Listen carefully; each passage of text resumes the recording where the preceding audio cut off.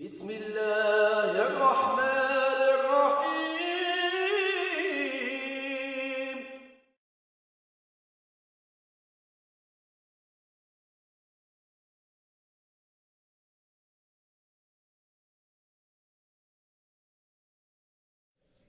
Inshallah, Shaykh Hamza Yusuf will be speaking about a number of topics that were online on the Zaytuna website that the people got to vote on what topic they wanted to hear. And there was an overwhelming response on all of the topics. And people were interested in all the topics. So inshallah, Shaykh Hamza will give a brief overview of all those topics. Inshallah, without further ado, Shaykh Hamza Yusuf.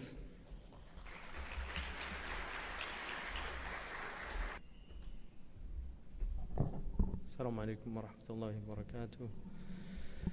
Allahumma salli wa sallim wa baraka ala Sayyidina Muhammad wa ala alihi wa sahbihi wa sallim tasliman kathira wa la hawla wa la quwwata illa billahi al-ali al-azim. Allahumma iftah alayna hikmatak wa anshur alayna rahmatak ya dhal jalali wal ikram. Wa salli Allahumma ala Sayyidina Muhammad wa ala alihi al-kiram. Alhamdulillah. The topics that were put out on the internet and people were asked to vote on them, I thought all of them were good, and so I thought I'd just talk a little bit about each one because I think it relates to the conference itself, what we're going to be talking about, these theological fault lines,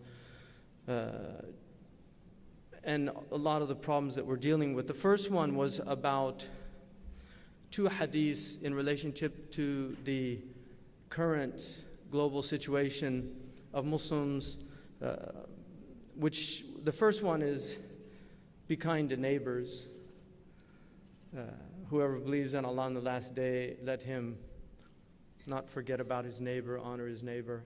And then the other one was, whoever believes in Allah on the last day, let him speak well or be silent. فَلْيَقُلْ خَيْرًا أَوْ لِيَصْمُتْ.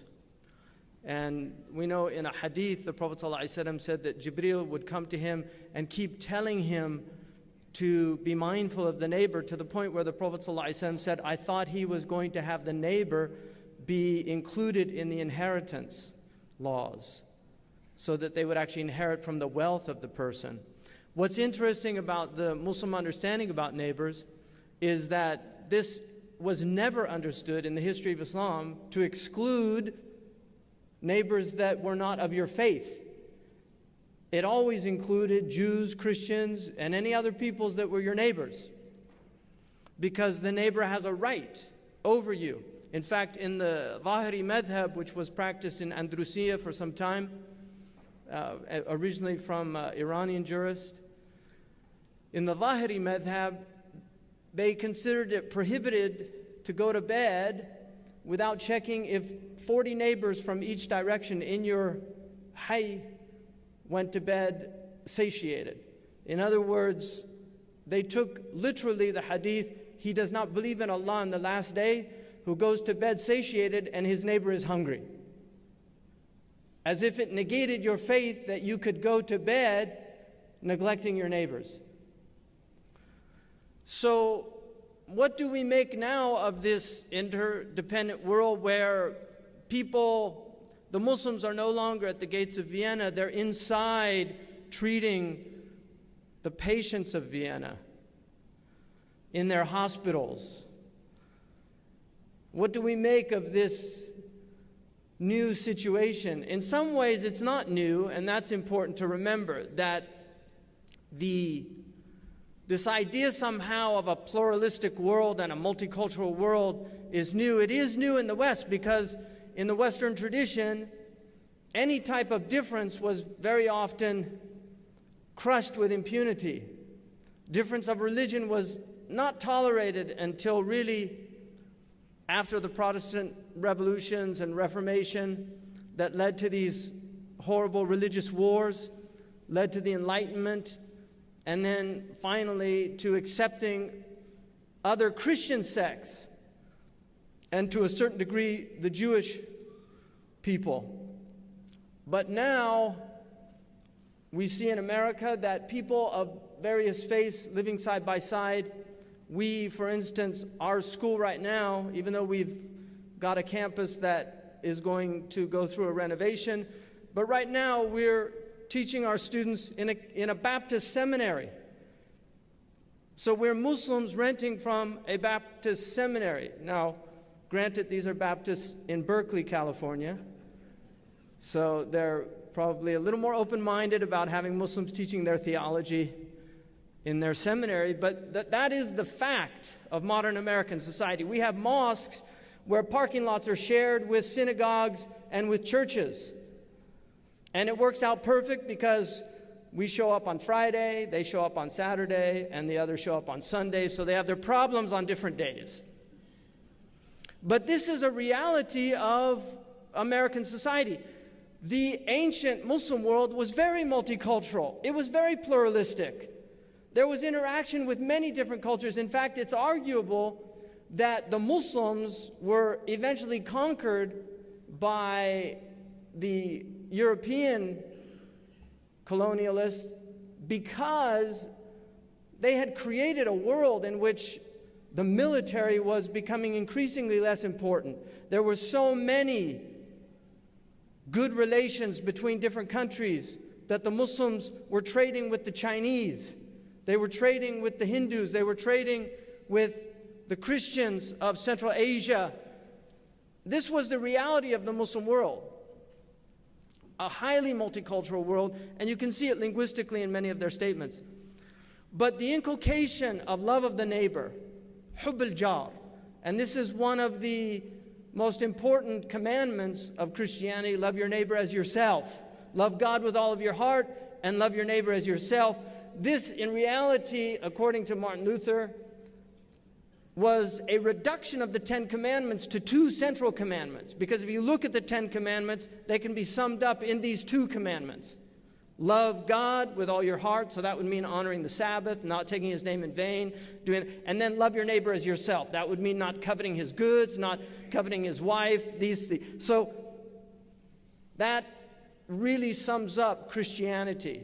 Judaism can be summed up, according to Rabbi Gamaliel, one of the great scholars, again, love God, and then love your neighbor. Everything else is just commentary. Islam, according to Fakhruddin al-Razi, can be summed up in 2 statements. Ibadat al-Khaliq wa khidmat al-Khalq. Worshipping the Creator and serving His creation. Al-Khalq. The first hadith that is taught in the tradition of muhaddithin is the Musalsal bil-Awwaliyah, in which the Prophet ﷺ said, in an unbroken chain that's taught to this day as the first hadith given to a hadith student, Ar-Rahimun yarhamuhum ar-Rahman, irhamu man fil ard, yarhamkum aw yarhamukum man fis sama.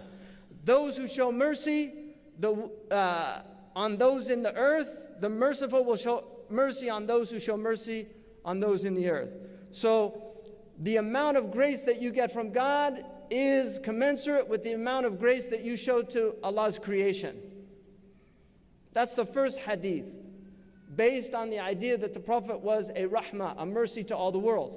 So that leads to the next question, which is how we deal with extremists. This was put on there, and I think a lot of people voted for this. If you look right now, everything is being brought up again. The news is filled with crazy Muslims.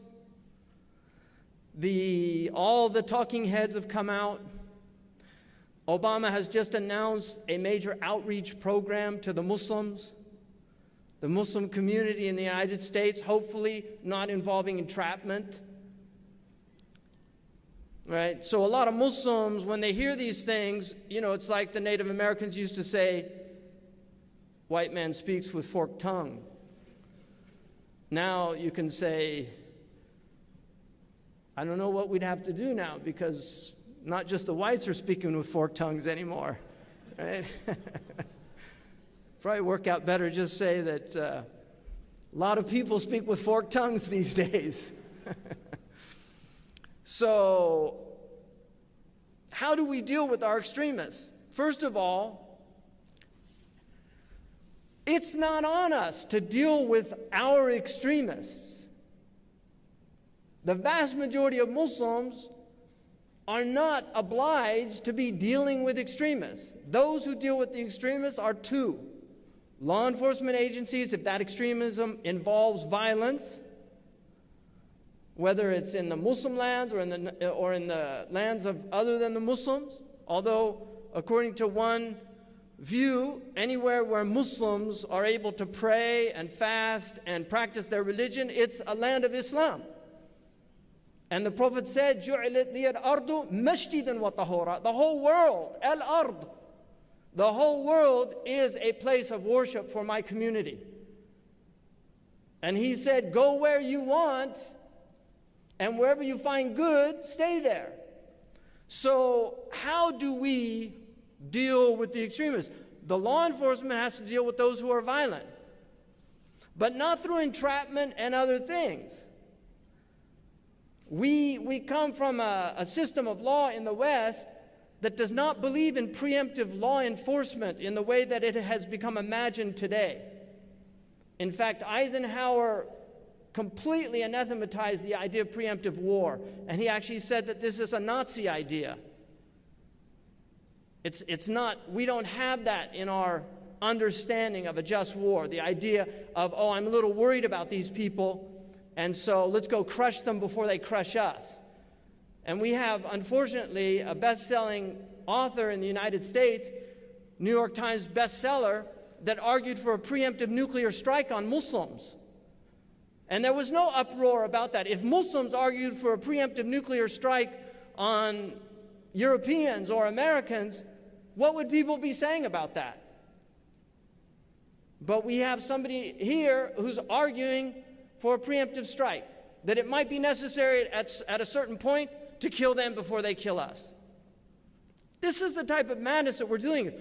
When I was asked to speak in Washington about extremism, I said, look, extremism is as American as apple pie.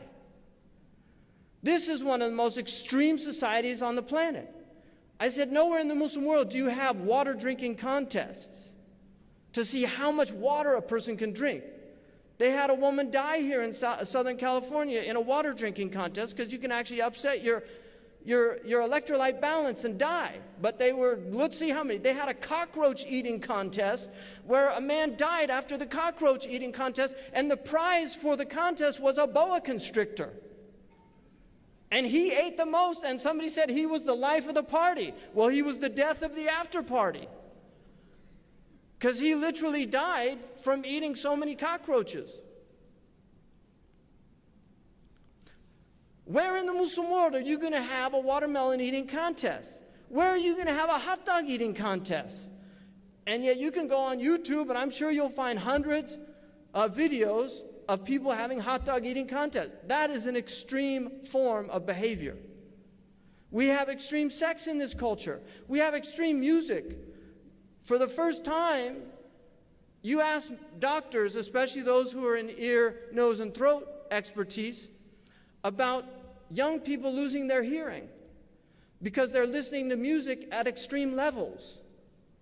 And then if you don't think we have extreme violence, just look at some of the gun culture, the type of gun power that people are obsessed with. They go out and shoot machine guns. You don't need a machine gun to kill a moose. People hunt fish. They fish with dynamite. You just go, drop the dynamite, it blows up, and all the fish just come to the surface. That's one way of, that's not the kind of relaxed, I mean, I mentioned last week, I saw a Chinese man flying a Chinese kite in San Francisco in the park. We have a lot of Chinese in San Francisco. They go out and they do Tai Chi publicly, and he was flying his kite, and he was like he was doing Tai Chi. And I was just watching him, and then this man came from the indigenous culture, not the ancient indigenous culture, but the indigenous culture. It took me a while to work out because I would hear my Muslim immigrant friends say, oh, he was American. It took me a while to work out that meant white. That's like a code word for white. I didn't know that. You know, I'd say, what do you mean? He said, you're American, you have citizenship. I mean white. That finally came out. So anyway, this guy was an American. He's got his supersonic kite that made a noise that literally you almost had to plug your ears. It was like a drone striker of kites.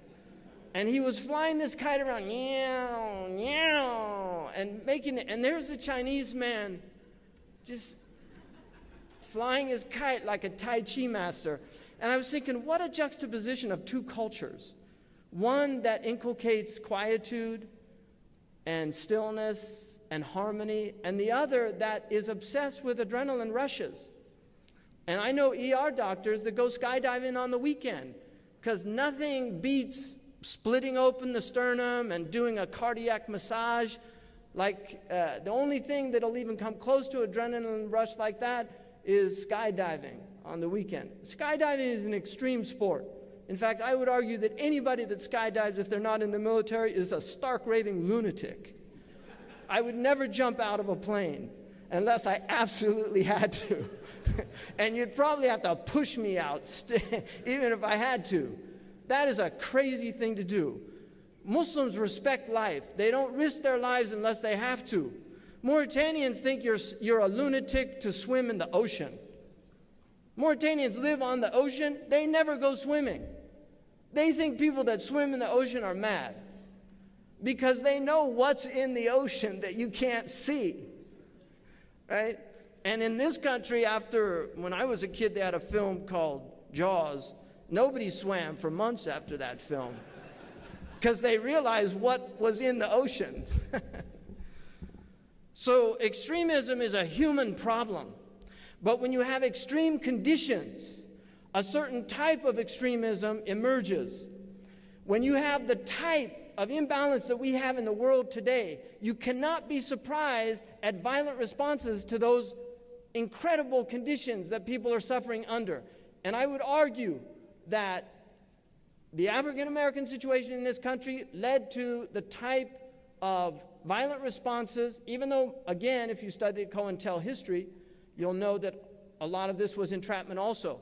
But the militancy that emerged in the 1960s was a result of extreme conditions. And I heard Brzezinski, who was in Carter's administration, I heard him give us talk about dealing with Muslim extremism, and he said, if you do not deal with the genuine grievances, like the grievances of the African American community in the 1960s, if you don't deal with those grievances, then you cannot expect the type of violent response to stop. You have to look at what is being said. McChrystal, one of these generals who was in charge of the special forces in Iraq, said, we have to understand why they're fighting. We want to pretend like this false narrative that, oh, they just don't like us. They don't like our freedoms. Okay, well, why aren't they bombing Sweden? Sweden's a more open society than the United States. I mean, this mythology that has been created around these scenarios is just unacceptable. People deserve a better understanding of the problem. And if we don't give them a better understanding, they won't be able to address the real issues here, the real problems. The Palestinian problem has to be addressed. You're looking at over 60 years of madness in Palestine. 60 years. And even going back further into the 1920s, when you had the British Mandate and bringing in a lot of the Jewish immigration. And there were, if you go back and read that early period, it's a very interesting history. And I was surprised to know that one of the first Zionist questions, I read a book by a Zionist who argued that one of the first questions was that they would succeed or fail based on how they treated the Arabs. So the original settlers in Israel were concerned about that problem, but it just became a response that we see the results of it today. One of my Syrian friends said to me, why isn't anybody doing anything about Syria? And I said to him, well, welcome to the club. That's what the Palestinians have been saying for the last 70 years. This is the human condition. People are overwhelmed. But if you don't address the real problems, I'm talking about the root problems. If you look at what we have as an emergency, when we have things like Boston, and these are emergency situations, in a medical system, you have the emergency room, but you also have the intensive care unit, you have the other units that take care of people of lesser extremes. And then you also should have in place a preventative system of medicine where you educate the people about exercise, about staying well. Healthcare needs to be addressed from all of the issues. The only way this country has dealt with the extremism is like an emergency room situation. There's no other addressing going on. And this is a major crisis.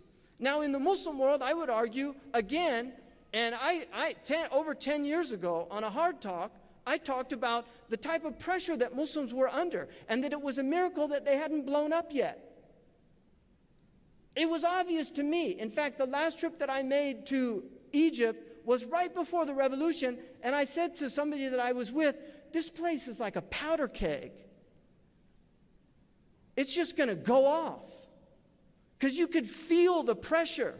You could feel the stress. People are living, and then, unfortunately, they don't make the connections that there was a direct relationship between the Wall Street collapse and what happened in the Arab world. Because as the real estate collapsed, suddenly everything goes into commodities. All of the basic food commodities shot up. Muslims suddenly, who were paying 20 to 30% of their salaries on food, were now paying 50 to 60%. And there's a tradition on Abu Dhar. There's another in it, but it's mentioned in many of the books. Abu Dhar said, I'm amazed at a man who the government is not providing a situation where he can get his daily livelihood, that he doesn't pull his sword out and go out and find it. St. Thomas Aquinas, in the Catholic tradition, says that a man who's starving to death is not sinful if he breaks the window of the bakery and takes what he needs to eat. الضرورات لها أحكامها. People are stressed out. What do you think about the slave labor in Bangladesh, where these people are working in these factories? Look at that. And some of us are wearing the clothes that they sewed. That ethically we're participating in this incredible global imbalance. All you have to do is look at the news. I have a picture. I saved, it was on the Khalij Times. It had on one side of the front page, it had the Prince of Wales and his wife dancing and waving wands at each other while they were playing a game they were visiting a Harry Potter museum. And there they were dancing and waving the wands. Right next to it was a Syrian man covered in the rubble of a bomb blast. And I'm looking at these two pictures thinking, what is wrong with this picture? This is the world that we're in. This is the global situation. And I am, everybody know, people who know me, despite what these right-wing people say, but people who know me, I have never advocated, never publicly or privately, people that know me privately and publicly, I have never advocated violence. I believe that modern warfare is completely unethical. I'm opposed to it on ethical principles. If the Muslims of the past, in pre-modern times, when swords and spears were their means of fighting, if they said going against the government was prohibited because of the great harm that it leads to in a society, what would they say today? With modern warfare, with bombs, with weapons of mass destruction, what would they say about war today? Muslims were not blood crazy. They did not, this whole idea somehow that it was a violent civilization. No, it was an Irenic civilization that loved peace and worked hard for peace. But they were living in a war, in a world in which war was the norm. Today we're living in a world in which war is also the norm in some places, but in the majority of places it's not. We can travel all over the world for the first time in human history and be relatively safe. And the areas that are dangerous, you'll get warnings from your embassy about visiting those places. This is unique in human history. So I would argue that extremism is not going to go away. It's not going to go away. Humans are extremists. And it's not going to go away. What we have to do is work out strategies to mitigate extremism, to pacify it in a sense, to give outlets for extreme ideas that are not destructive. We have to be able to criticize. We had a lady, a Code Pink lady, who interrupted Obama the other day. She goes and she interrupted and she says, stop the drone strikes. There are 8 times more drone strikes since Obama's been in office than Bush. 8 times more. All those civil, we don't even know how many civil, they say it's less than 1,000, but we don't even know. There's no real counting going on. But there have been many civilian deaths in the drone strikes. Where's the accountability? But we had this lady interrupt President Obama in his address, and then when she was taken out by the Secret Service, she was interviewed afterwards. She said, they tell me it's rude to interrupt the president. I think it's rude to drop bombs on civilians. I mean, I'm sorry, that's pretty solid logic if you ask me. That's pretty solid. Like, we can't be, the Nazis were gentlemen. A lot of them, they were erudite. Rommel was an erudite man. He was a well-educated man. Hitler was a vegetarian.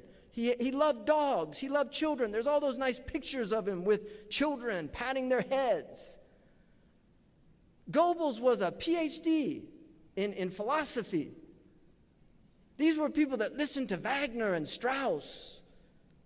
They were educated people, erudite people, but they were barbarians.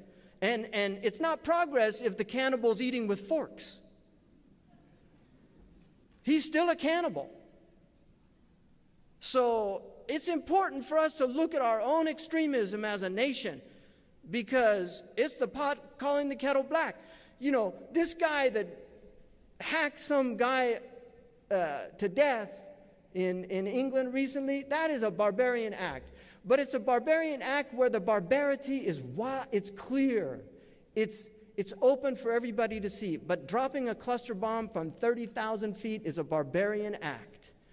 It looks in all of these institutions that we have in this country. And what we need to do is ally with the good people and try our best to mitigate the extremists in every group, wherever they are. Finally, about extremism, as a Muslim community, I believe there's a good deal of denial in our community. I know Dr. Sherman Jackson has highlighted this. He's one of the few scholars in our community that has highlighted that fact. I think there's a lot of denial. I got a letter a few years back from a Somalian American who had gone to Somalia, and he wrote me a letter and he said, I used to think that this whole argument about extremism was a Western fabrication, but I have seen firsthand what extremist ideas do in my own country of origin. He said, it's devastating, and he said, please talk more about this problem. We have extremists in many Muslim countries now, and there are people that are getting more extreme because the circumstances are getting more extreme. We have to have serious concern about Syria. They're not allowing Syrian refugees into a lot of the Western countries because they're worried. So here's real people suffering, and traditional areas that would have given them relief, like Denmark and Sweden and these places, and the United States, they're worried. And they've got pressure from their right-wing groups to say, don't let them in, because they're just going to cause problems. So we have to realize the seriousness of this in our community. Our imams need to be much more educated about these problems. I'm getting a message to conclude. 2 more points. Fiqh and the future of fiqh in America. Fiqh is not fiction. Fiqh is something that is a human attempt at understanding what God meant. One of the great scholars of Islam, Ibn Qayyim al-Jawziyah, wrote a famous book, Alam al-Muwaqqi'een. The muwaqqa' is the one who signs in the name of. And what he said is a mufti is essentially acting in proxy for the Lord of the world. And so he has to be scared. He has to be careful at what he does and what he says. We have a crisis in fatwa. We have Shaykh Google giving fatwa, Shaykh Blink giving fatwa, all of these search engines now where people get fatwas. We have also too simplistic statements being made in public forums. Fiqh is a very complicated affair. It's not something that can be reduced to sound bites. The ahkam of Islam are subtle, and they're also closer to homeopathy than allopathy, that there's not one answer for every person. Homeopathy looks at the individual. Chinese medicine looks at the individual. You might have too much heat. You might have too much dampness. So they'll give you different herbs than they would give another person. Like the man who asked the mufti, is it okay to smoke when I'm praying? He's making dua. He said no. And then another man said, is it okay to make dua if I'm smoking? He said yes. His student said, what are you doing? He said, well, the one man, he's in dhikr and he wants to go to ghafla. So I said, don't do it. But the other man, he's in ghafla and he wants to go to dhikr, so I said, do it. It's a different understanding. So it's important for us to recognize that fiqh is a human project. The sharia is from God. Fiqh is the human understanding of sharia. And the Prophet, we don't have a theocracy. That is an alien concept in Islam. We do not have a theocracy, because humans will always apply the rulings. And the ruling of God, you never know what it is in a certain... It might be a capital offense in fiqh, but with the ruling of God, it's not. The best thing to do would be to forgive. So you don't know what the ruling of God is. So you cannot have a theocracy in Islam. You can only have a nomocracy, which is a rule of law, and law is a human project. We've been given a constitution from God that we call the Quran, the Dastur, and the Hadith. These are the constitutional principles of law, and there are very few things that are fixed in stone. And Sayyidina Umar, he suspended had punishment. We know this in Amr Ramada. And this is called fiqh al-waqi' wa tawaqqa'. This is what Shaykh Abdullah bin Bayy says. And one of the most important things in fiqh, you have tanqih al-manat, tahqiq al-manat, takhrij al-manat. There's a process of understanding when a ruling is applicable, and it's an usuli process that needs trained people to do it. But one of the most important elements is tahqiq al-manat, which is when understanding what a thing is, what is the tasawwur of a thing, the situation, and then what is the appropriate ruling that is for that situation. That takes a lot of time, practice, mentorship with skilled people. We've neglected our fiqh for too long. We have, unfortunately, in the Sharia schools throughout the Muslim world, the poorest students go to them. This is a fact, and we have to deal with that fact. So we have people that do not have the requisite skill sets to be studying Sharia, that are studying Sharia, and they end up causing a lot of harm. We have a lot of problems in that. So in the United States of America, we need a fiqh. I'm a traditionalist. I'm committed to the 4 madhab and the 5th for the Ja'fari school for the Ithna Ashariya. I'm committed to tradition, but I'm also very aware of the necessity for taf'il al-usul, for actually implementing an usuli understanding of the situation, understanding the maqasid, the qawa'id, the aims and imports of Sharia, and how we apply these principles in our given circumstances and situations. So this is a very complicated thing. And finally, last thing was how to raise children in a digital age. Good luck. I'm doing my best. It's a real struggle. It's a daily struggle. I dreamed of having children that never saw a Disney film. Heyhata, heyhata. But we're in a new era, and we don't fully understand it. There's a new book that just came out called The New Digital Age.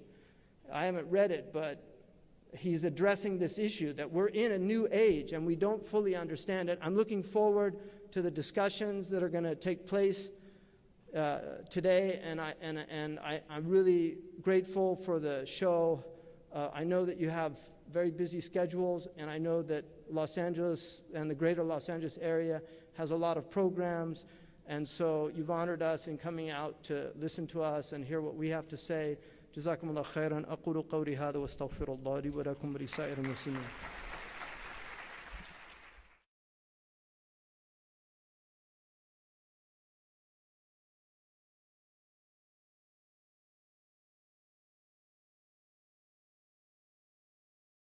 Things related to the dietary injunctions of sacrifice with animals. وكذلك الانكحة الزواج. And then also marriage and divorce. والبيوع. And commercial law. ومختلف العقود And then also all of the contractual elements من إشارة وسلم in terms of like renting and also deferred buying. ومن عقود جديدة قد لا تكون مسماة في التاريخ. And also some of the new ليس لها اسم خاص. some of the new contractual things that don't have pre-modern terminology, so the fuqaha didn't really have to deal with it. وأحيانا تكون هجينة أي أنها عقود تشتمل على عناصر تشبه العقد الفلاني وعناصر تشبه عقدا آخر. So sometimes these are complex contracts that actually have elements of different types of Islamic contractual laws. So you have compounded problems that become very complex.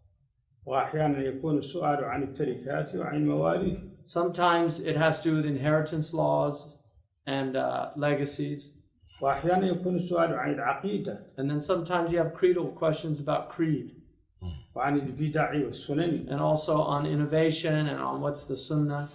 هذه الطائفة من القضايا. So this group of propositions and problems. والمشهد الكبير بانوراما من القضايا. And this panorama of situations. يجعل الإمام يتحمل مسؤولية كبرى. It forces the imam to really carry the burden of this great responsibility. إلى جانب مدير المراكز ورؤساء الجمعيات. يكونون أئمة أيضا. And that's notwithstanding his role as the head of an Islamic center and all the other functions that he performs.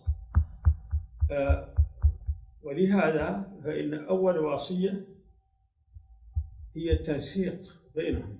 So the first suggestion then is that there be some type of organization amongst the groups. والشورى. To have mutual consultation. وإيجاد برنامج دائم. And also producing programs that have perpetuity للتعلم. In order for people to learn. لا يزال المرء عالما إذا تعلم. He said a man is a scholar as long as he continues to learn.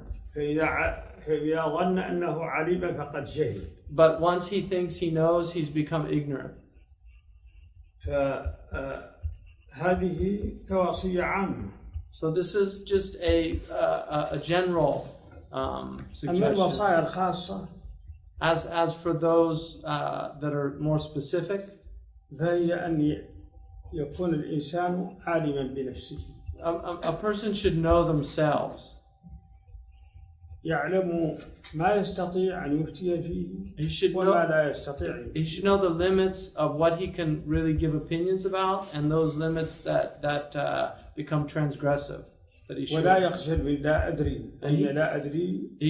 نصف العلم. He should never be ashamed of saying I don't know, because I don't know is actually half of knowledge.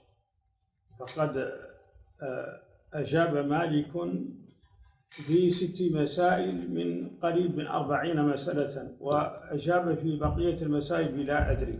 Imam Malik was once asked 40 questions. He only answered 6, and in the other 34 questions he said I don't know.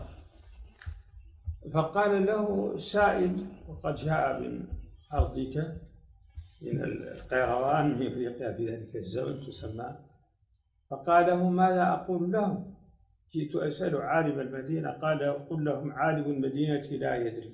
So the man said, he was coming from Kairouan in Tunisia. He said, well, what do I say when I get back to my people? I came to the scholar of Medina, and what do I say? He said, just go back and tell him he doesn't know.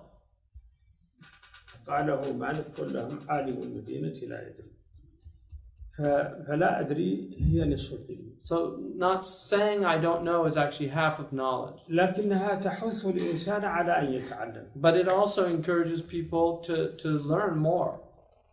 ولهذا فقد صنفت في كتابي صناعة الفتوى في الأقليات. So I authored a book called The Craft of Fatwa and the Jurisprudence of Minorities. إلى 3 أصناف. And I mentioned in that there's 3 categories or 3 aspects of the fatwa.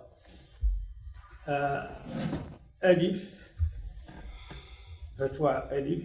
Fatwa Alif. فتوى باء. And then B, A, B. فتوى جيم. And then Jim, Fatwa Jim. ألف A, B, C. نعم. ممكن أن تبدأ بالبسيطة وممكن تبدأ بالمركب أو بالمعقد. He said you can either look at the simple structure here or you can look at the more complex. فإذا بدأنا بالبسيط نقول إن ألف هي الفتاوى التي تتعلق بأحكام الصلاة وبأحكام الصيام وبالقضايا البسيطة من الزكاة. So the simple fatawa are those things that relate to fasting and the answers that are well known. People ask about prayer, ask about fasting, ask about certain things, and the answers are just clear. They're not complicated. من فروض العين التي لا يسع المرأة جهلها. Things like the fard ayn that really should nobody should be ignorant of them.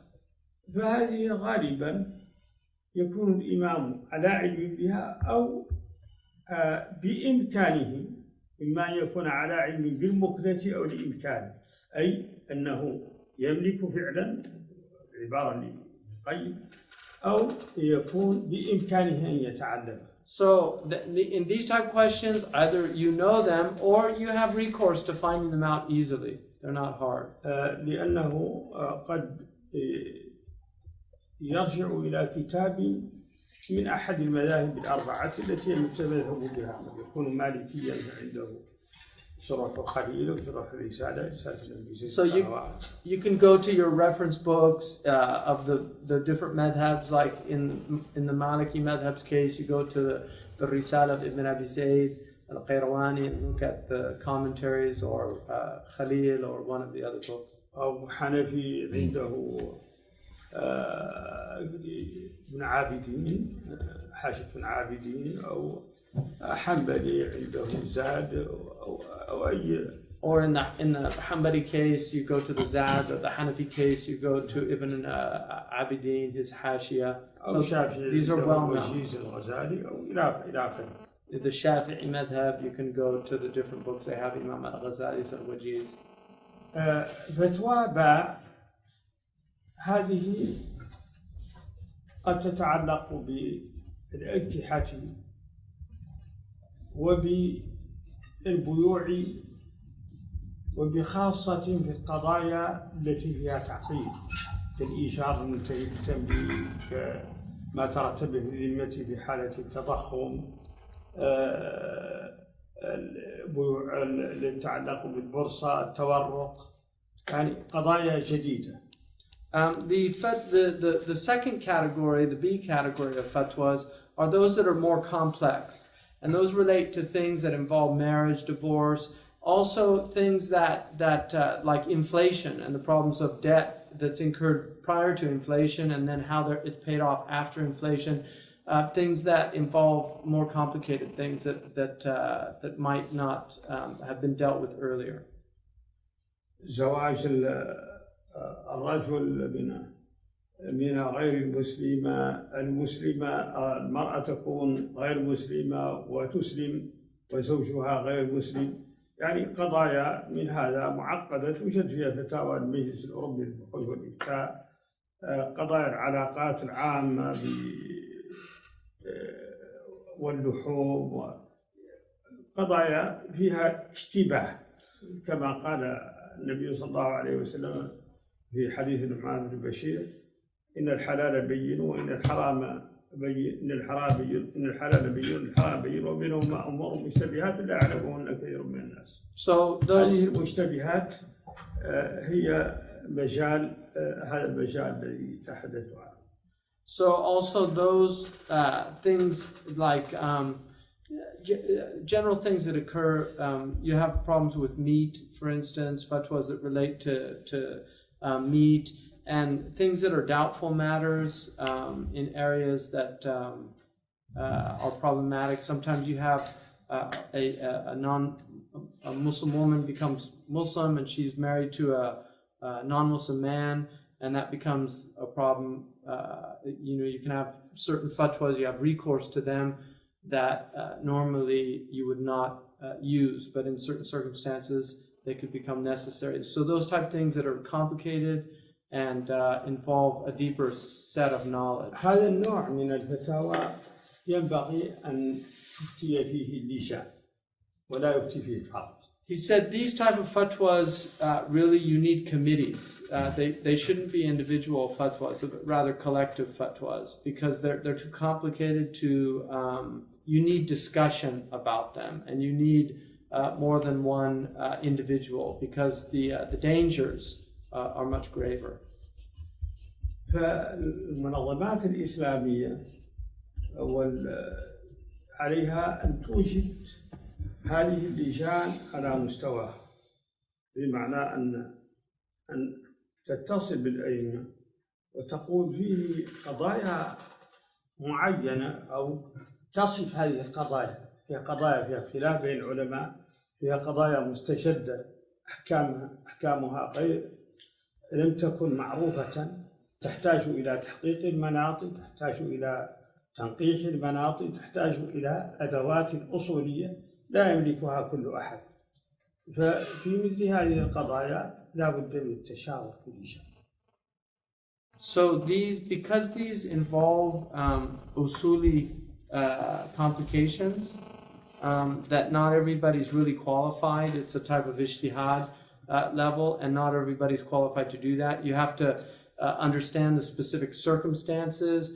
You have to eliminate alternative possibilities that are less appropriate in a given situation. Understand the contingencies of the legal ruling. So those things, tahqiq al-manat and tanqih al-manat and other aspects of the usuli considerations, they need a level of knowledge that not everybody, even scholars, possess.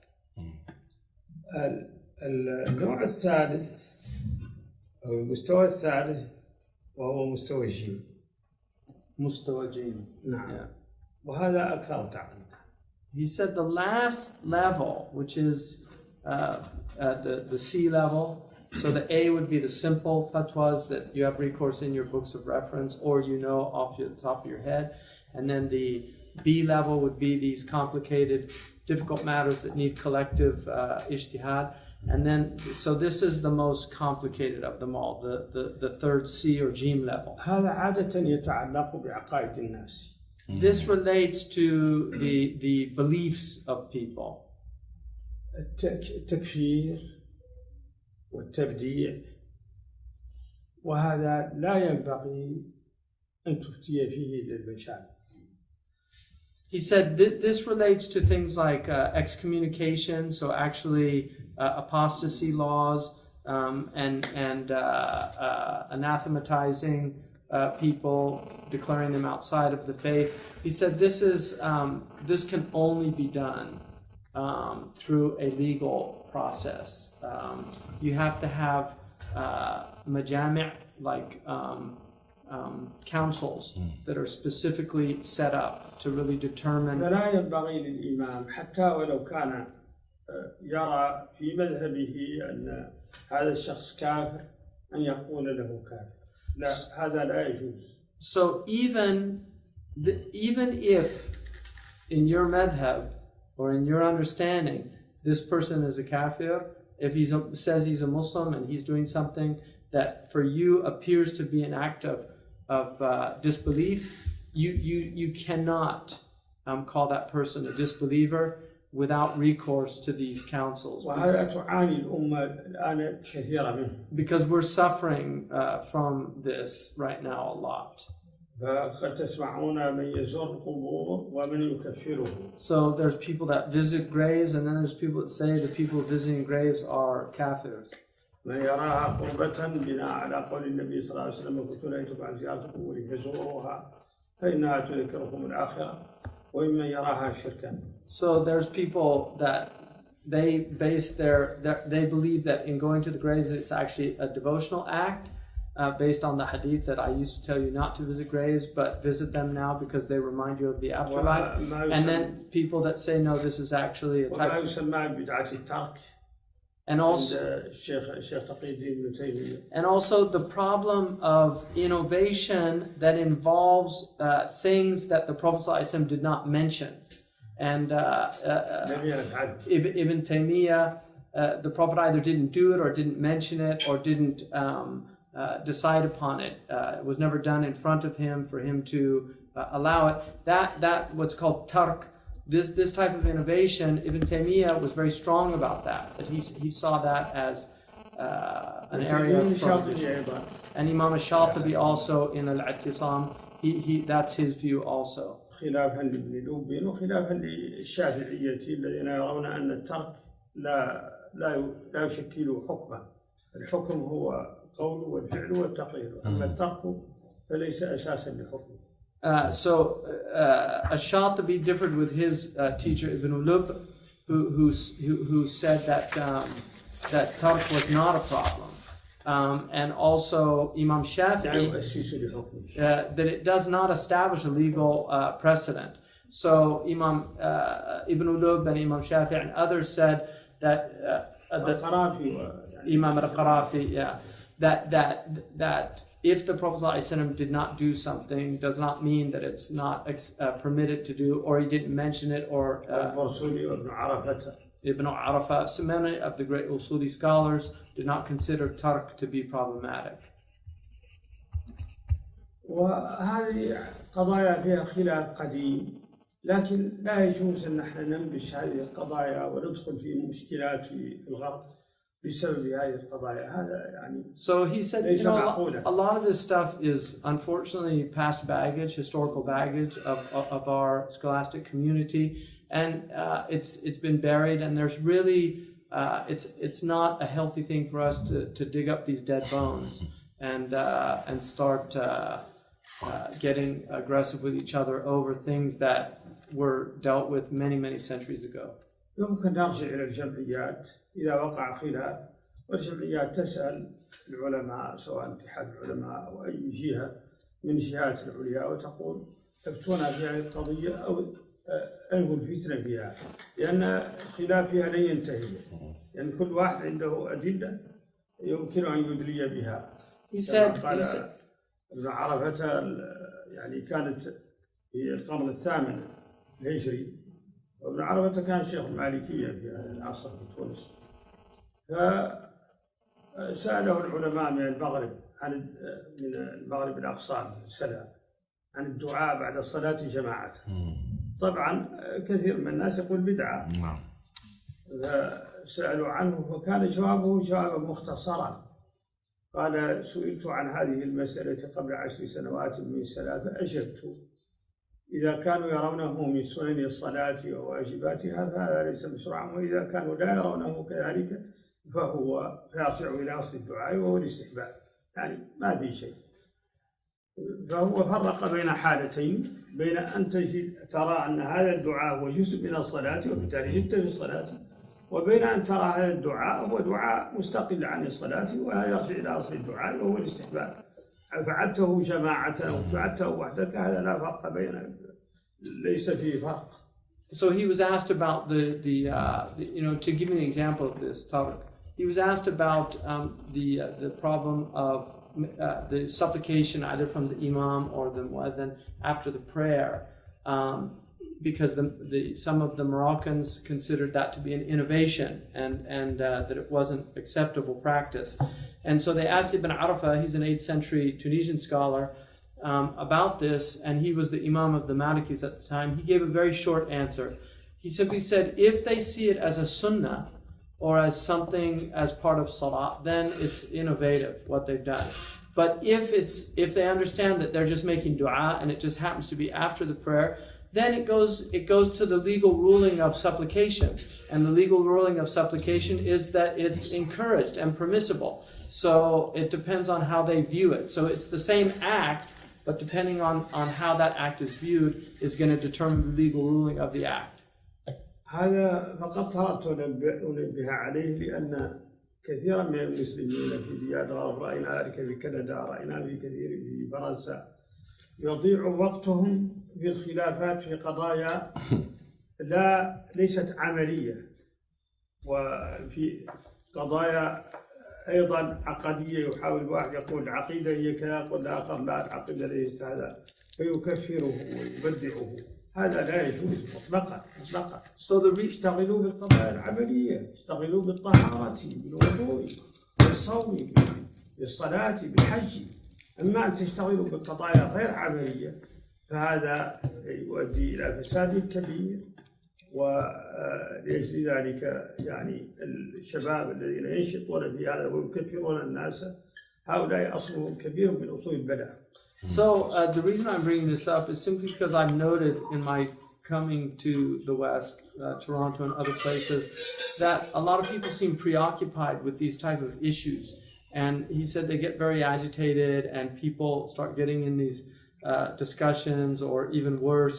And he said that these things are not, they're not practical things, that people should be more concerned about practical things, about, people need to learn the rules of prayer, learn how to fast, learn how to pay their zakat, do things that are practical in their religion and not get caught up in these types of things that actually become just divisive and create problems. And then he said that, the people that engage in these things as a practice, he said really they're the source of a lot of the tribulation that's happening in our community and the disunity and divisiveness. أخيرا رسالتكم هي رسالة أخلاق ورسالة سلام في الديار التي تقيمون فيها. تأملوا في الحديث: إفشاء السلام وإطعام الطعام، أفشوا السلام وأطعموا الطعام وصلوا بالليل والناس نيام.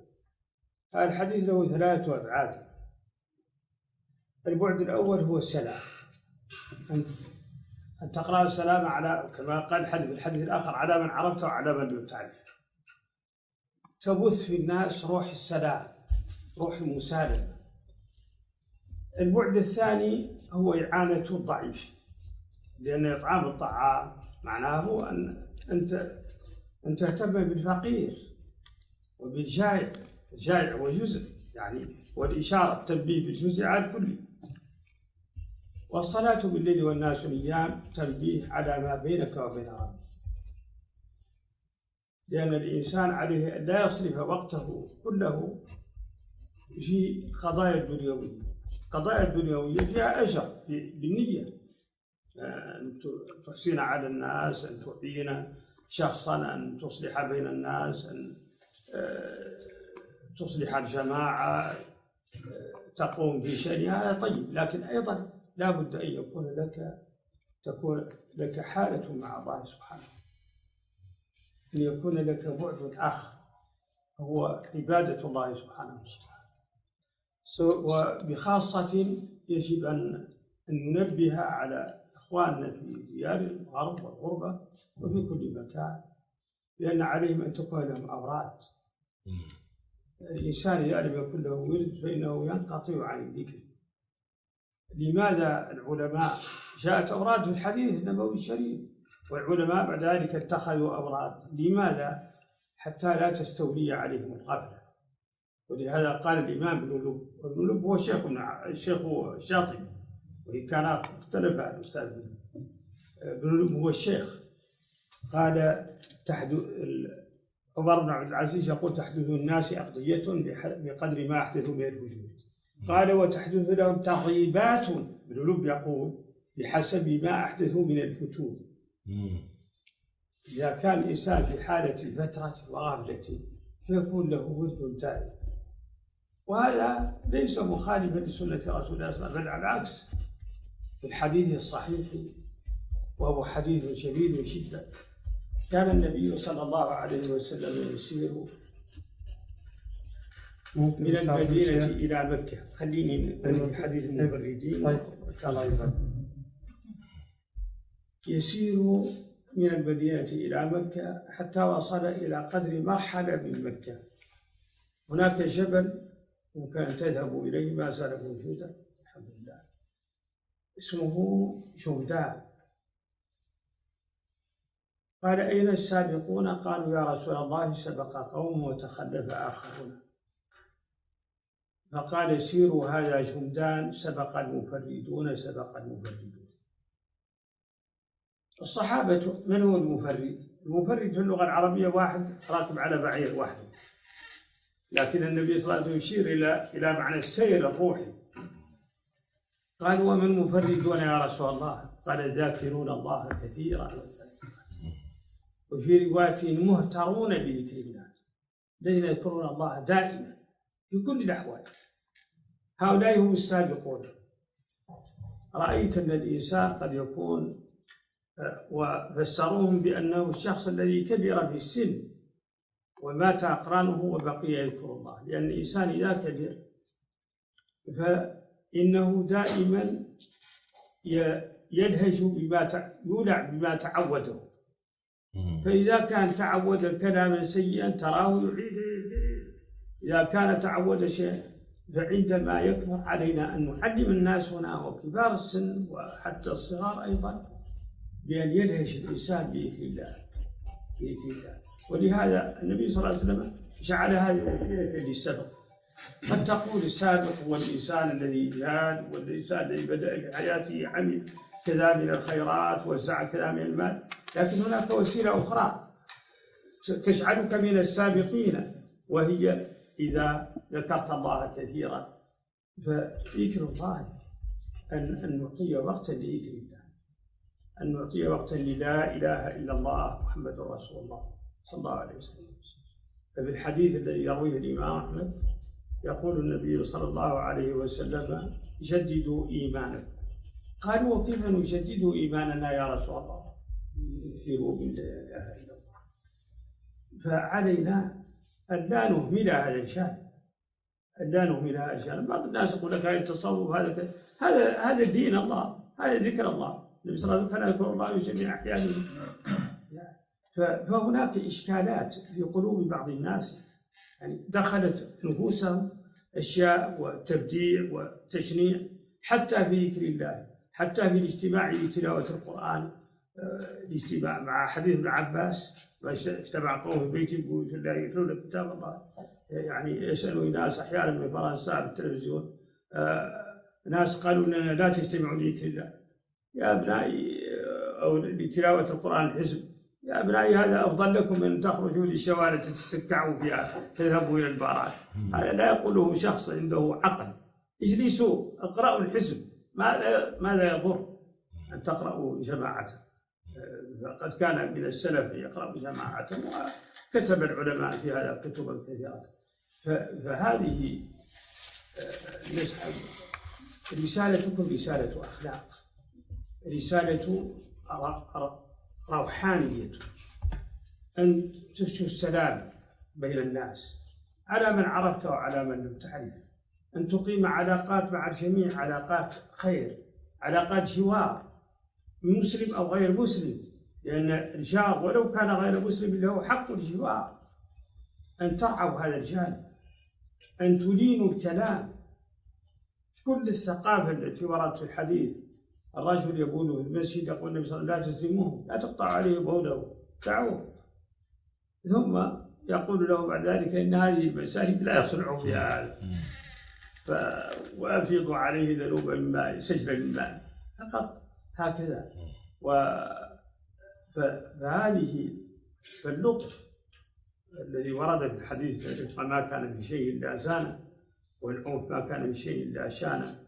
فنتجنب العنف في القول وفي العمل، وأن نبث هذه الروح فيما حولنا من الناس، لأن رسالتنا رسالة أخلاق. ويمكن أن نفسر ذلك نقول: نحن ندعو إلى تجميل الحياة. كيف؟ إلى خفض تكاليف الحياة. كيف؟ الناس إذا لم تسرق السجون ستكون خالية، سيرتاح المجتمع.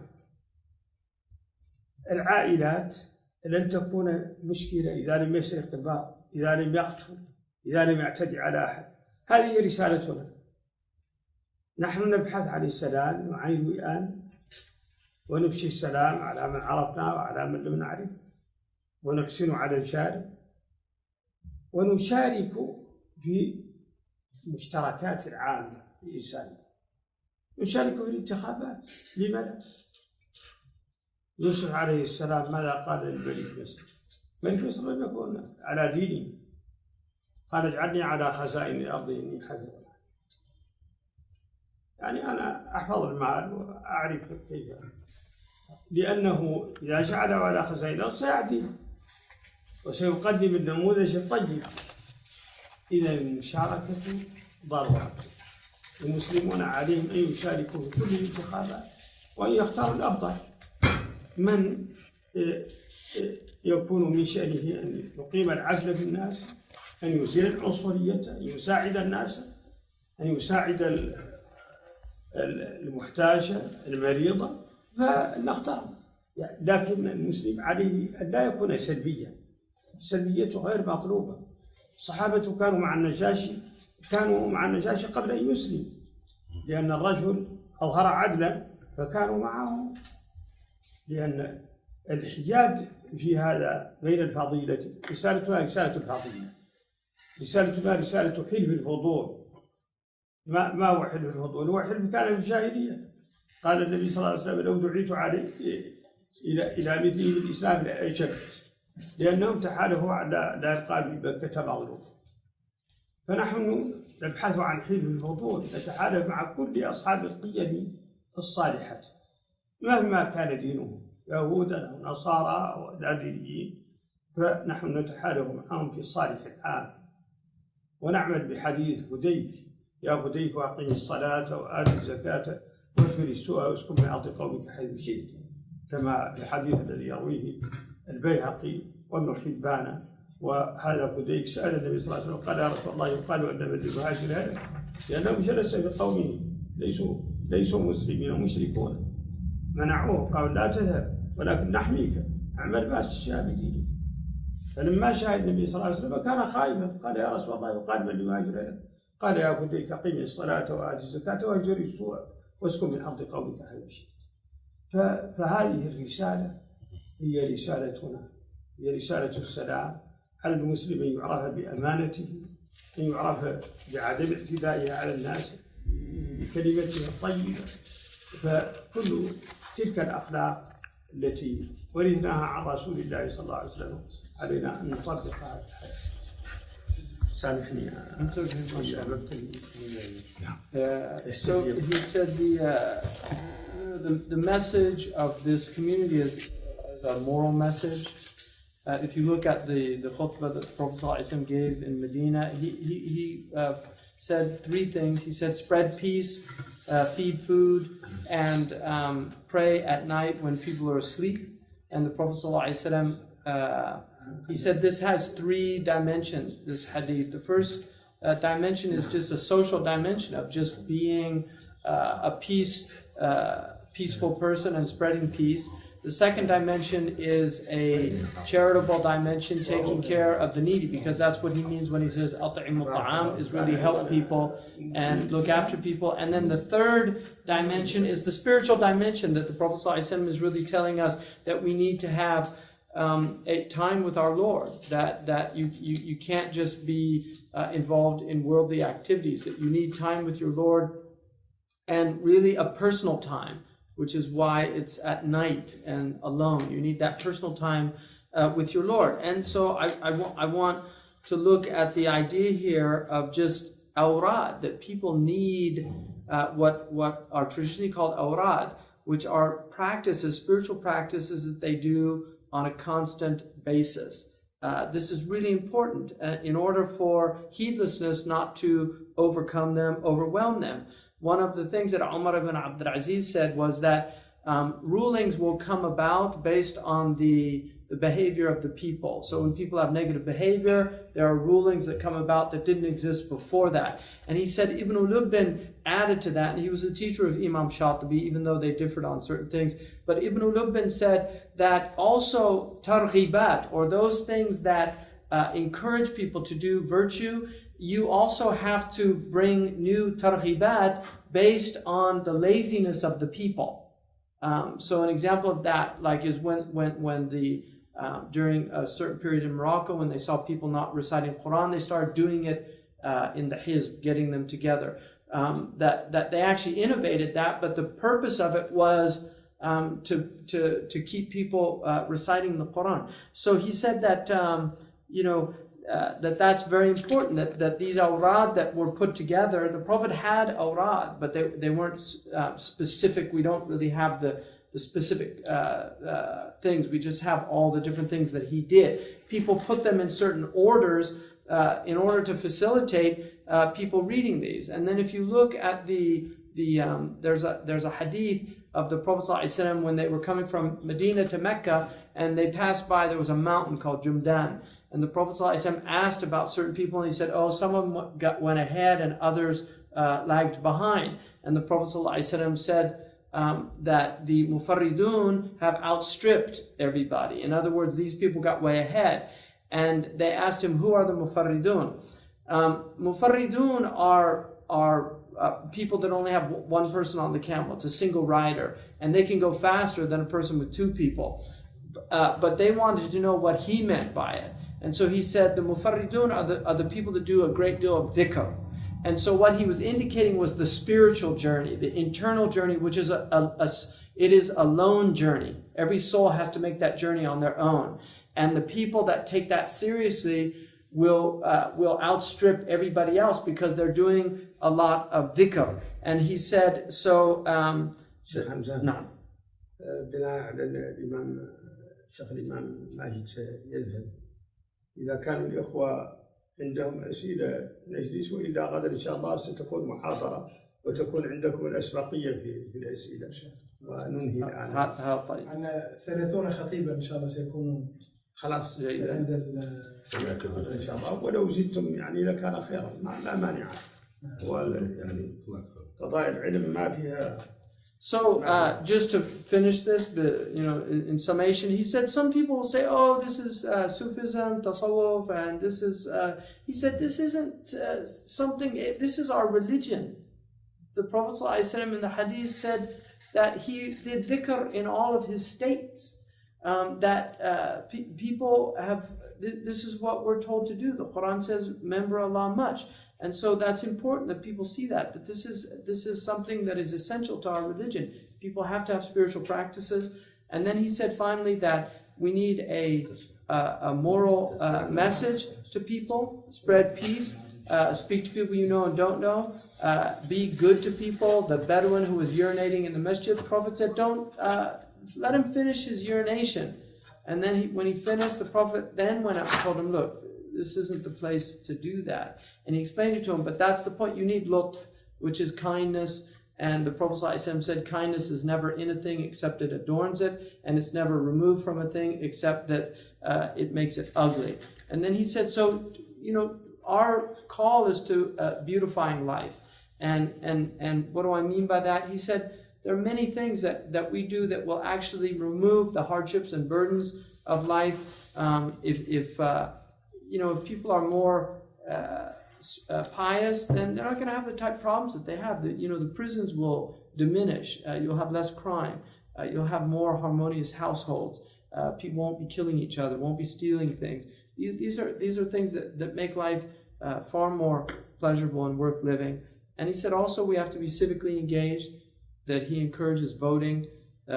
Yusuf alayhi salam asked a Muslim ruler, he said, I want to be part of this government, so which is in the Quran, put me in charge of the treasuries, the storehouses, which is like asking to be the minister of treasury. So he said that that's part of our religion. He said, you don't have to tell people to vote for, but choose the best people, the people that are closest to our understanding, the people that want to have reforms and justice, more social justice, the people who are doing good things out there. And he said Muslims should not be negative. They shouldn't be counterproductive. They should be people that are actually positively engaged in society. We should also not be neutral about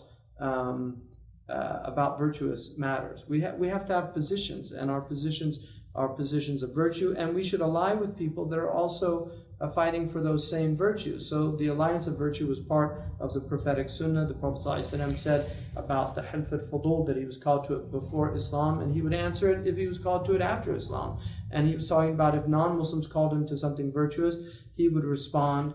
And then remember the hadith of Fudayk. He said, Fudayk came to the Prophet ﷺ and he said, Ya Rasulullah, they're telling me I'm not a muhajir, because he stayed amongst his people who were not Muslims yet.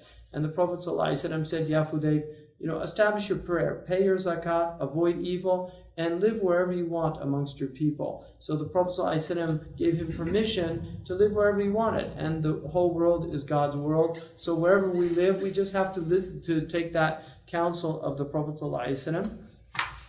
بارك الله فيكم إن شاء الله. بارك الله فيكم. One question. سؤال واحد. طيب تفضل. In the three categories of the dawah, right? Yeah. The first one, the alif, those are things which don't change over time. They don't really change over time. Yeah, they're just like somebody says to you, I prayed 3 rakats and I forgot to do the 4th, and then I left the masjid. Yeah. Effectively, they don't change. We are the ones which are very time contextual. Yeah. So she's saying, يعني الفتوى ألف يعني من الثوابت. نعم. والفتوى باء من المتغيرات. هل هذا؟ والفتوى باء من المتشابهات. Yeah, so he said the B category are also those things that involve doubtful things as well. Yeah. Okay. And C seems to be where people disagree whether it should be category A or B. And the friction is where the people is how they're dealing with it almost. Well, I think in C he's talking more about things that actually are related to belief. Yes. So it's the first A and B are more action based. They're deeds, what you actually do. The third category is belief. It's more the theoretical component as opposed to the practical components. I just want to say I respect his comments, because that's the kind of thinking that we should do with American Muslims or imams, to be more progressive, be more civic engaged هو in the يقول dialogue. So أقدر جدا أفكارك وهو الإسلام الذي نحتاجه الآن خاصة في هذه البلاد. لابد أن نكون إيجابيين ومشاركين بالحياة الاجتماعية فيشكرك. بارك الله فيكم. إن شاء الله أنا كنت. جزاك الله خير. إن شاء الله. سبحانك اللهم وبحمدك أشهد أن لا إله إلا أنت.